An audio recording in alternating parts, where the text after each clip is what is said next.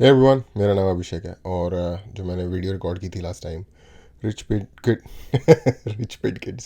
Rich kids versus poor kids की, उसमें एक बात जो मैं शेयर करना चाहता था, जो मैंने शुरू में जिसकी तरफ इंडिकेट किया था कि ये मेरी पर्सनल लाइफ की जो लर्निंग की जर्नी है, जो मैंने चीज़ों को अंडरस्टैंड किया उससे कैसे रिलेट करता है एक फ़र्क रिच और पुअर किड्स का, जो कि मैंने लास्ट वीडियो के एंड में जो मैंने सोचा था मैं बताऊंगा, मैं नहीं बता पाया, मैं भूल गया।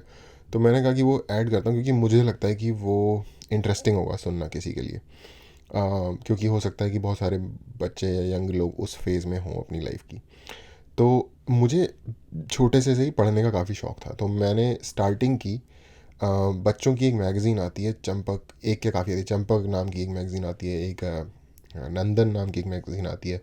और ये सारे नाम बड़ी फ़नी है क्योंकि इस तरीके के नाम से चिढ़ बना के हम बचपन में दूसरों को बुलाया भी करते थे। Innocent times.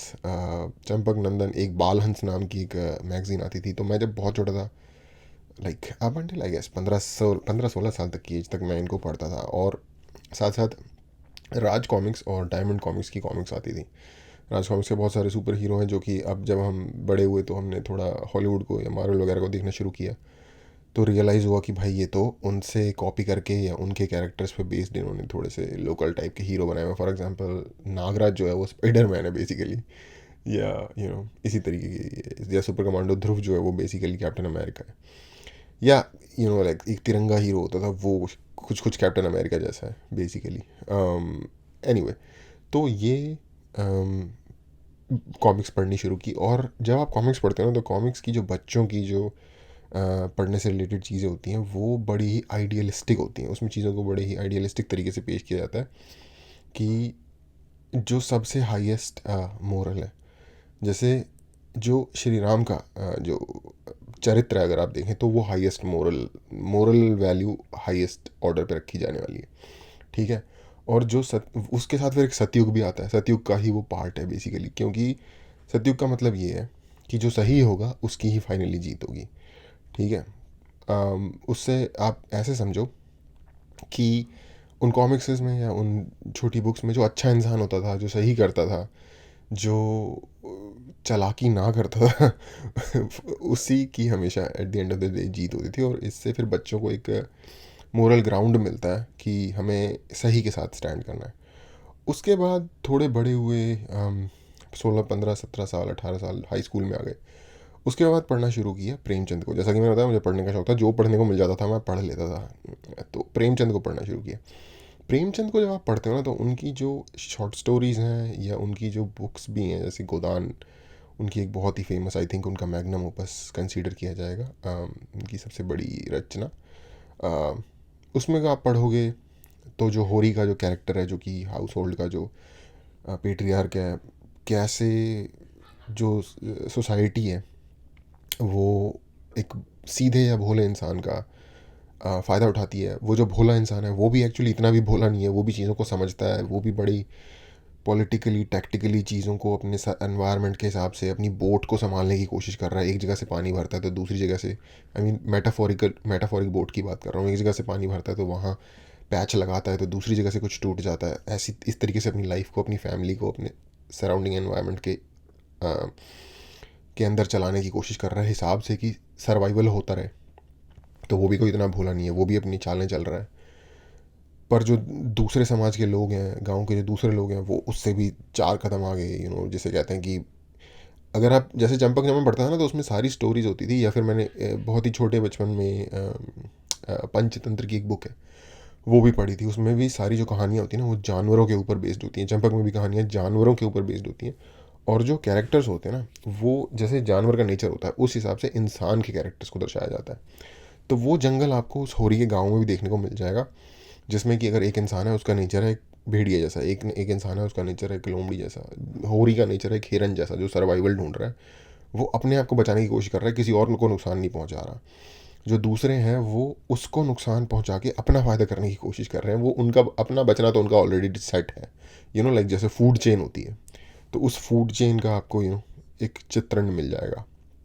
उसके बाद जब प्रेमचंद को पढ़ना शुरू किया, तो जब मैं अब इसको रिलेट करते हैं रिच किड और पुअर किड की जो मेरी सोच है उसके साथ कैसे आया।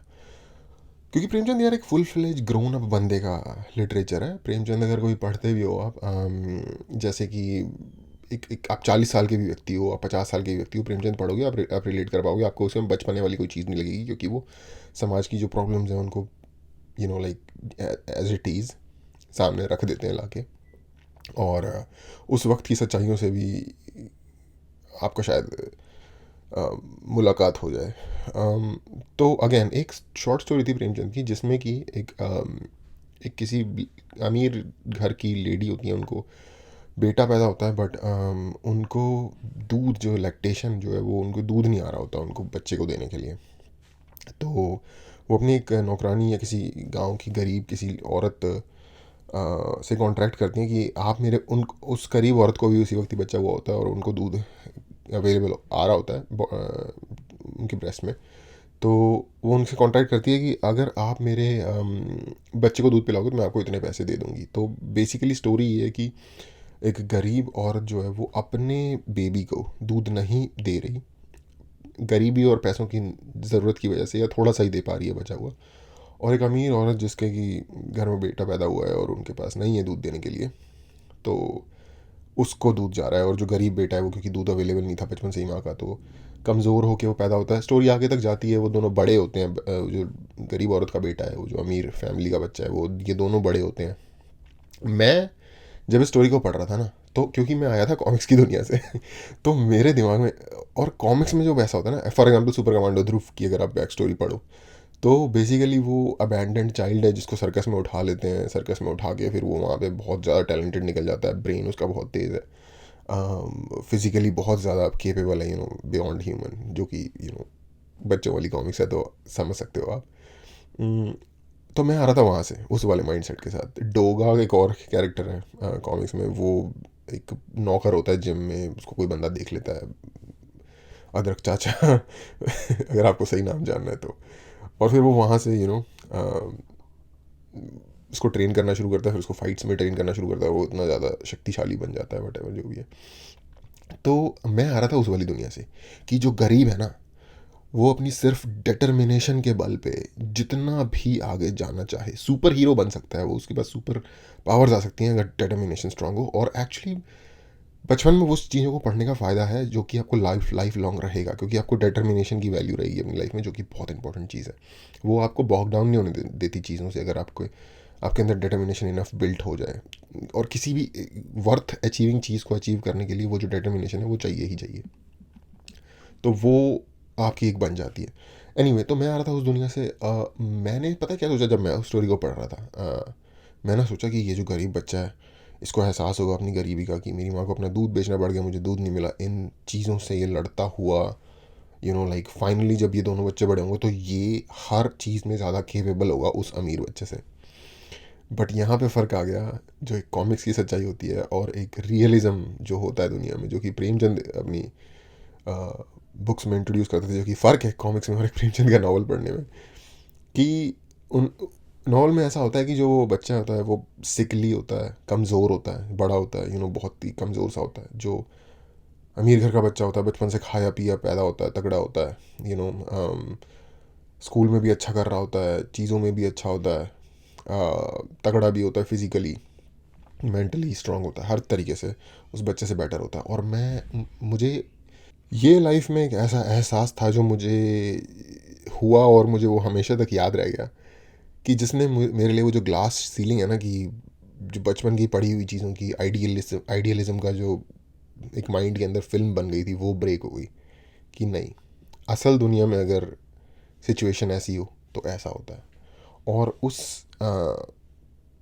उस पर्टिकुलर बुक ने या उस स्टोरी ने जो प्रेमचंद की थी, उसने मुझे रियलाइज़ कराया कि कैसे एक व्यक्ति जो पैदा एक एडवांस पोजीशन में हुआ है, वो उस एडवांटेज के साथ लाइक लीप्स एंड बाउंड ज़्यादा तेज़ी से ग्रो करता चला जाएगा अपनी लाइफ में एक ऐसे इंसान के साथ जो कि डिसएडवांटेज में पैदा हुआ है।